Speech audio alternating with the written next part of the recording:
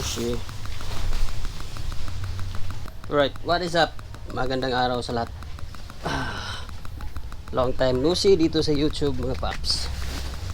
So for today's video, pag-isip-isip ko na papakita ko sa inyo yung bagong setup natin dito sa ating isang motor na X1R, yung CRR. Yan. So basically nakabaklas na yung mga ibang parts nya dito sa harapan, yung gulong, sa likuran itong kanyang rear wheel, swing arm, saka shocks.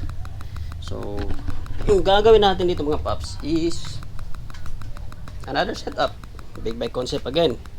So kulang-kulang itong pyesa natin, then dito na lang sa harapan na part yung kulang, yung kanyang front fork na double disc ready, tsaka converted na, and dual caliper sa harap. Yun lang yung kulang sa kanya. And yung magiging setup natin para sa kanya is same nung kay RR, nung kay Blue. And yun, R6 na setup yung magiging setup natin para sa kanya. So papakita ko sa inyo yung stock parts na nabili natin. And dito sasabihin ko sa inyo kung marami kasing nagtatanong doon sa previous video natin, sa previous build natin, kung magkano daw yung magiging gastos if ever na magbibuild tayo ng ganitong setup, yung big bike concept. So it depends kung anong pyesa yung gagamitin natin mga paps. So itong sa atin is parang pangalawang pangalawang level. Uulan pa yata. So pangalawang level siya, meaning merong entry level, so mid level to, and meron ding mahal-mahal talaga na mga parts tulad na lang ng mga Pro Arm, yung mga Ducati parts. So itong mga traditional na mga swing arm tulad ng mga R6, yung mga dual arm, yun yung medyo depende din kasi sa mga sealer. So doon sa isang motor natin si Blue, yung nagastos natin doon, it's already converted na.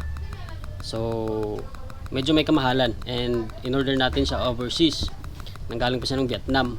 That's why medyo mahal, kasi pagdating dito plug and play na lang siya, and merong mga minor adjustments sa cover, mga konti-konti lang naman.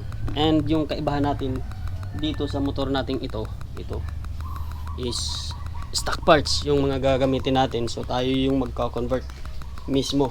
So ayan, papakita ko sa inyo yung meron dito sa atin ngayon. Basically yung meron sa atin mga paps is ito. Yan. Kumukulog.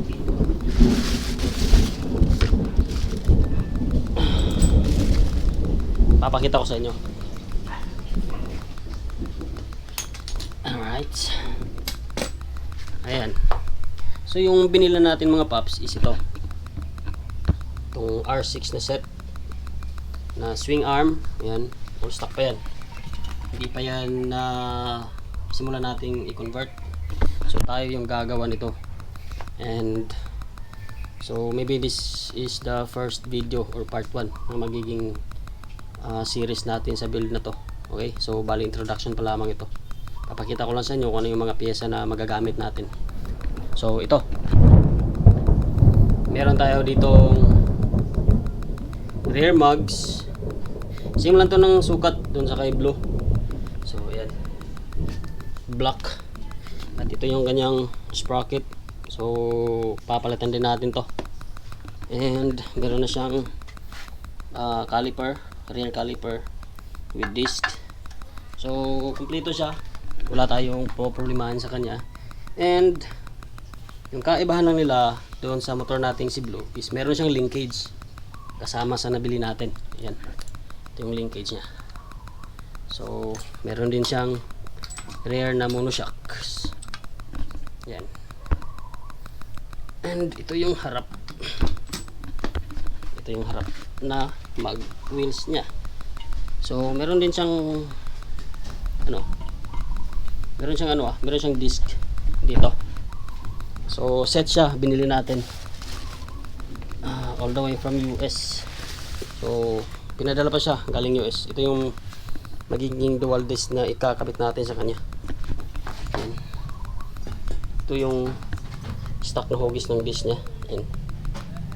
Yan. Kabilaan yan. So ito yung ilalagay natin sa kanya. Okay. Para dito sa front mugs natin. Sa tanong kung magkano yung inabot sa pagbili natin ng parts, sabi ko depende sa seller yan. May iba mahal, meron ding mura. So kung stock parts lang siguro yung bibilhin natin, nagre-range yan ng mga 50,000 to 60,000. Stock parts pa lang yan. So yun nga, kasi rare na makahanap ng ganitong mga pyesa ngayon. Kasi syempre galing to sa mga big bike na legit, and mga binaklasan, pinagbaklasan to, pinagpalitan, and rare siya. So wala masyadong nabibenta. Kasi itong binili natin is galing pa to ng US. Yan. So kung ano yung makikita nyo kay Blue, ito yun din yung makikita nyo dito kay RR. Yan. Siguro sa next update natin mga paps, yun na, gagawin nating series to.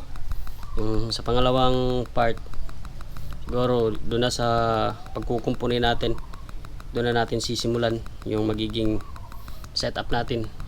Part 2, di ko alam kung ilang video yung aabutin natin.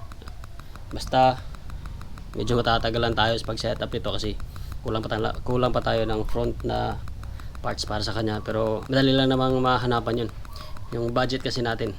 Okay, sa gastos, ayun nga, nasabi ko na kanina, kung stock parts lang yung bibilhin natin, all stock, nakadepende lang yan sa sealer. Pero itong sa akin, medyo mura-mura ko rin nakuha to.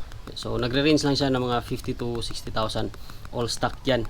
Kasama na yung swing arm, yung kanyang rear mugs at saka front mugs. Swerte na tayo kung meron na tayong makuhang linkage at saka monoshocks. So wala pang front yan, wala pang front, and sa conversion tayo na yung magpapagawa. Okay, so yan yan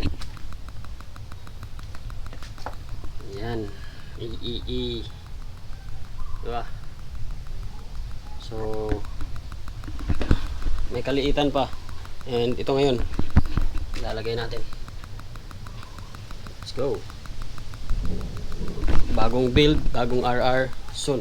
So ito lang muna siguro yung magiging update natin para kay RR na motor natin, and kita-kits sa next update kung ano yung magiging setup natin sa kanya. So excited na tayo sa mga susunod na mangyayari para kay RR mga paps. Okay, see you in the next update. Thank you so much for watching. Like, share, and subscribe. Let's go.